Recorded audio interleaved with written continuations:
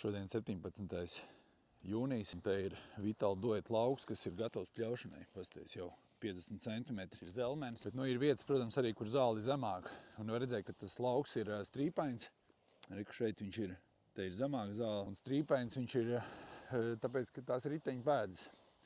Un zem riteņu pēdām augsne ir stipri noblīvēta un dažās vietās zāle pat aug stipri zemāka. Reku, kā piemēram šeit. Reku, skaties, te ir knapi 25 cm.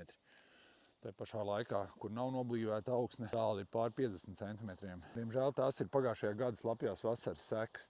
Daudz lauku Latvijā ir sabojāti, ne jau tīšām, bet dēļ apstākļiem, kas bija traktoru riteņi, ir sablīvējuši augsni, un tāpēc tā raža uz lauka ir ļoti nevienmērīga. Piemēram, šeit ir viss lieliski. Te, kur nav noblīvēts, aug arī vairāk āboliņi. Pasties kāds āboliņš, pasties kāds lapas. Ja?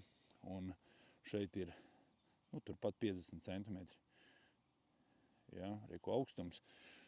Un tepat blakus ir zālais gaišāks un zemāks uz pusi. Tā kā cik varam sargājam tos laukus, ja vien ir iespējams. Visiem čau!